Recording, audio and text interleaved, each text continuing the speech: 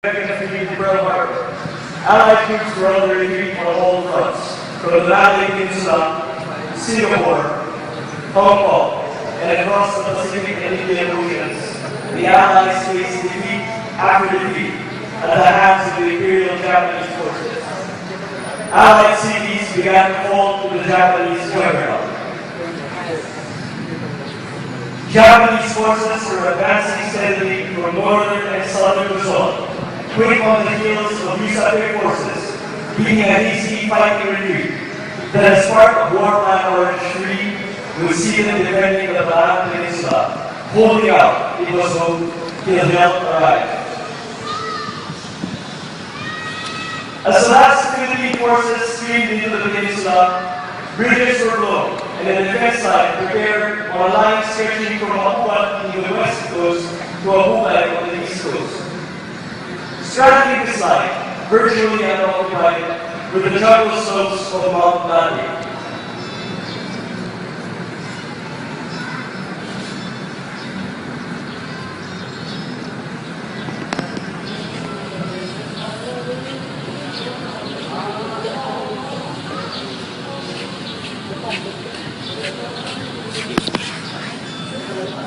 The easternmost flank of this line, guarding the coastal fish ponds and flat valleys, were the fresh and well-trained troops of the elite 57th Infantry Philippine Scouts.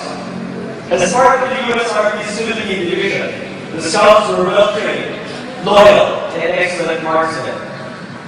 While untried in combat, they were performed the wonders of the defense of the eastern Ahubay line. Equipped with a fine Grand rifle, the Scouts awaited the coming onslaught. Meanwhile, to their left flank, part of the virtually untrained and fleshly Philippine Army that had mobilized in September of the previous year were General Vicente Lick's 41st Infantry. Commanded by the first Filipino West Point graduate, the 41st, like most Philippine Army divisions, was inadequately equipped. Dressed in khaki shorts or blue dungarees, equipped with coconut fiber helmets, they were armed with outmoded World War I vintage M1917 Enfield rifles.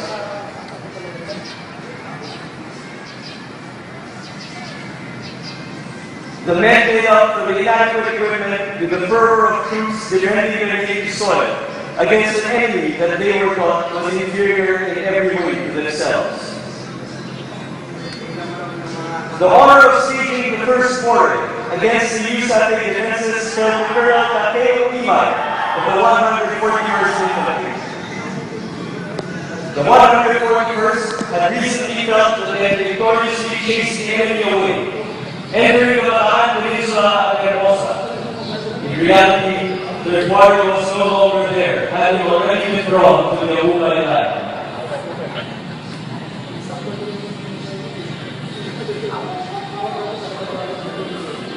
At 6 p.m.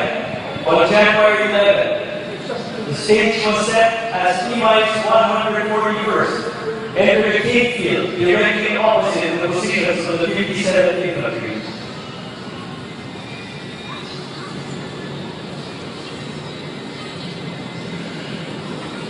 Japanese numbers forced the American outpost line of resistance to withdraw.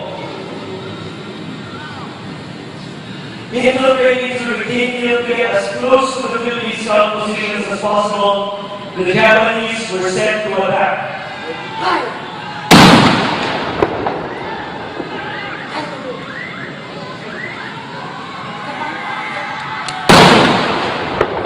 The initial Japanese onset attack was led by men who threw themselves into the USAPEC barbed wire defenses, forming a human bridge of corpses through which they could attack. The Japanese were immediately engaged by effective return fire from the 75 mm artillery Philippine Scouts. The guns sent the fuselage cracking directly into the lines of the advancing Japanese. By sheer weight of numbers, the Japanese attack managed to reach part of the Philippine Scouts' lines, and heavy hand-to-hand fighting ensued. Within the Filipino lines, Private Narciso Ortega was manning his water-cooled 30-caliber machine gun. His A gunner had already been killed at the outset, and he was alone in his position. Japanese soldiers were cut down with ropes approaching the lone gunner with his weapon jammed.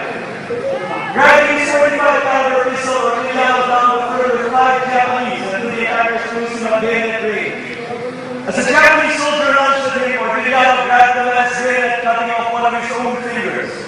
He managed to grab the gun and stab the soldier. Another Japanese then lunged at him. Lifting the Arisara rifle that he had just used, he emptied a round with the charging Japanese, killing him. Ortega was discovered badly wounded, surrounded by his victims, but alive. His exploits won him the Distinguished Service Cross. While the Japanese 141st attack was effectively checked, some pockets of resistance remained entrenched within the USAF lines. During this period, Japanese snipers were a persistent threat to Philippine and American troops defending the sector.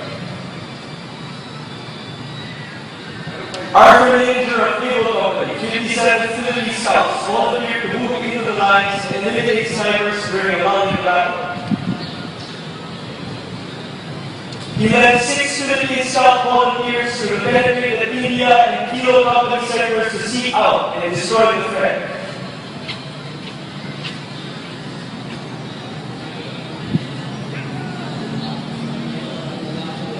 Armed with grenades and a mounting automatic rifle, they entered no man's land thrice, eliminating entrenched stragglers.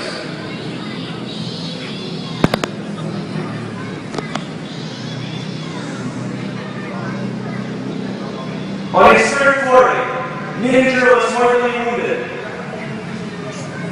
He received the very first Army Congressional Medal of Honor of World War II. 2 days into the action, the command post of the 57th Infantry Philippine Scouts was still under threat from the remaining Japanese troops. The 41st Infantry was now called upon to charge the remaining Japanese that had managed to penetrate the line and surround the Scots' 3rd Battalion.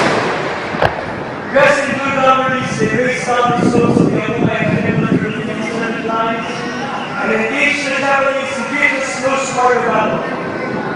The Japanese broke, unable to withstand General Mims' well-rested troops.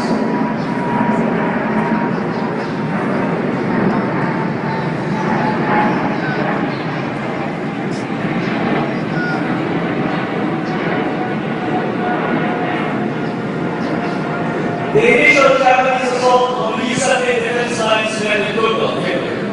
At the end of the attack, over 300 Japanese dead littered the Allied lines. 2 USAF units had met their foe for the first time and stood their ground. In the Abuka battle, the first Congressional Medals of Honor awarded to the U.S. Army in the Second World War were awarded to men of the Philippine Scouts, while the virtually untrained 41st Infantry Philippine Army earned the distinct honor of being awarded a double Presidential Unit Citation for doggedness and tenacity in battle. The defenders of the Abuka line against the Japanese attacks were among the first Allied victories in the Pacific Theater of War. The first Japanese assault on Abuka against the 57th and 41st Divisions were only the start of a fierce 90-day struggle on the Bataan Peninsula. Finally, on April 9, 1942, the starved and disease-ridden survivors of the campaign surrendered to General Rojas' forces and marched off into immortality. Ultimately, the sacrifice of the men of Bataan was not in vain. The defense of Bataan gave hope to the Allies that the Japanese juggernaut would eventually be stopped. It was an instrumental rallying point that helped galvanize Allied resolve in the Pacific. Soon, fresh troops would gather in Australia and begin the long slog back to the Philippines and on to the final defeat of the Japanese Empire. Ladies and gentlemen, presenting the main actors of the Philippine Army and the Philippine Indian History Society.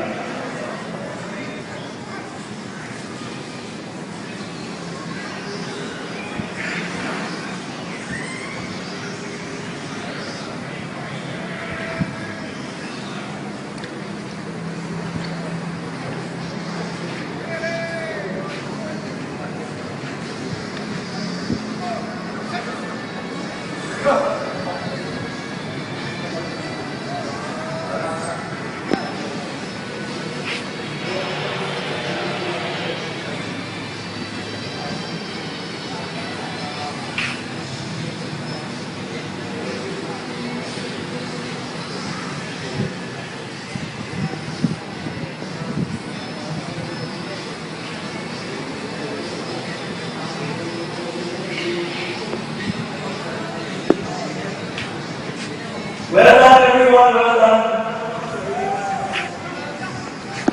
Ilang minutes? 11.